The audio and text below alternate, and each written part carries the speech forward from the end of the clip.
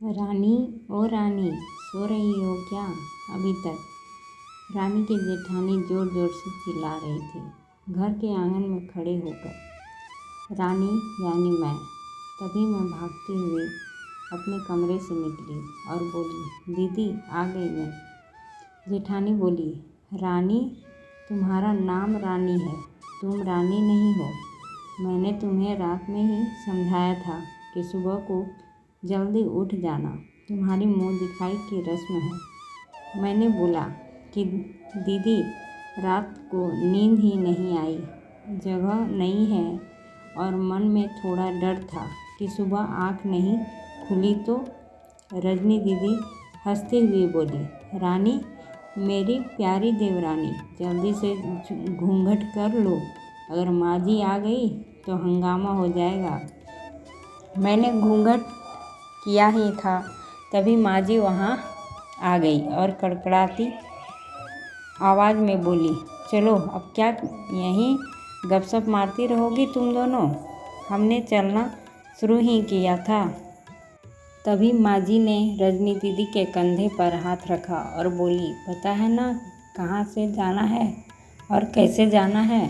माँ जी ने बोला कि जब भी कोई बड़ा तुम्हारे सामने खड़ा हो तो हमेशा घूंघट में रहना और कम से कम अपने बड़ों के सामने आना, और बिना घूंघट के तो कभी नहीं। रजनी दीदी कुछ बोली ही नहीं, बस अपना सिर हिलाकर हाँ बोल दिया। मैंने भी बस अपना सर हाँ में हिलाया। माँ जी के जाने के बाद मैंने पूछा, रजनी दीदी, आप तो स्कॉलर हो और इन सब चीज़ों को कैसे निभाते हो? रजनी दीदी मुस्कुराई और बोली कि मैं थारी जेठ जी से बहुत प्यार करती हूँ, इसलिए अभी तक चुपचाप सब चीज़ें निभा रही हूँ। मैं कुछ नहीं बोली और चुपचाप रजनी दीदी के साथ घर के बाहर वाले कमरे में जाकर बैठ गई। वहाँ पर एक पड़ोस की आंटी जी बैठी थी। वह बोली, यह कैसे बहू आई है? ससुर जी सामने खड़े हैं और ये यहाँ बैठी है। मुझे कुछ समझ ही नहीं आया। मतलब? रजनी दीदी बोली कि आंटी जी, अभी नई बहू है, यहाँ के रीति रिवाज सीखने में थोड़ा समय लगेगा। रजनी दीदी मुझे वहाँ से उठाकर मेरे कमरे में छोड़ गई। 6 महीने यूँ ही छोटी छोटी चीज़ों में बीत गए। फिर एक दिन मैं राहुल के साथ साड़ी लेने गई। राहुल का फ़ोन आया और वो दुकान से बाहर बात करने चला गया। साड़ी की दुकान पर मैं बेधड़क होकर साड़ियाँ देख रही थी। तभी साथ में बैठे हुए अंकल जी खांसे, 1 बार, फिर 2 बार, फिर 3 बार। मैंने साड़ी वाले भैया से बोला, भैया, इन अंकल जी को पानी दे दो, बहुत खांसी हो रही है इन्हें। अंकल जी भड़क उठे और बोले, क्या बदतमीज़ लड़की है ये, कुछ शर्म लिहाज है या नहीं इसे? दुकान पर हंगामा देख राहुल बाहर से भागकर अंदर आया और अंदर आते ही अंकल जी के पैर छूकर बोले, मामा जी आप यहाँ?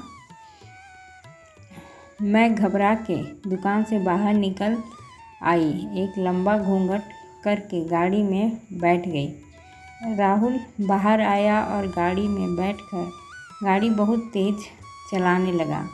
मैंने धीमी आवाज़ में बोला, गाड़ी बहुत तेज़ चला रहे हो, कहीं एक्सीडेंट ना हो जाए। हम घर पहुँचे ही थे, तभी माँ जी ज़ोर ज़ोर से चिल्लाते हुए बाहर आई, देखो आ गई है रानी साहिबा, ख़ानदान की इज्जत मिट्टी में मिलाकर।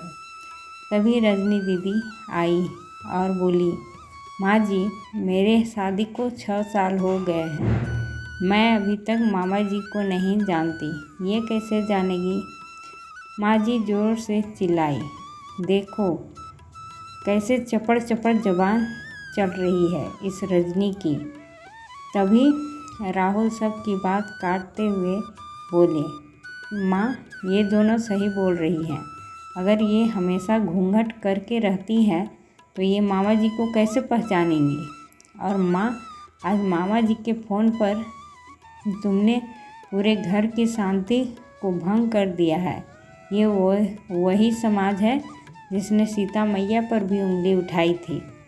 पिताजी और जेठ जी ने भी अपना पक्ष राहुल के साथ ही रखा।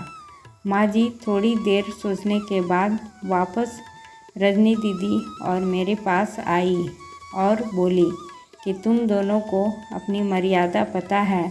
मुझे उम्मीद है कि तुम कभी भी मेरा सिर शर्म से नीचे नहीं झुकने दोगी। हम एक ही परिवार के सदस्य हैं। हमें हमेशा साथ रहना है। अच्छा वक्त हो या बुरा वक्त, हर सदस्य को अपनी मर्यादा पता है। माँ जी ने मुझे और रजनी दीदी को गले लगा लिया। दोस्तों, आपको ये कहानी कैसी लगी? अच्छी लगी हो तो लाइक, शेयर और सब्सक्राइब करें। धन्यवाद।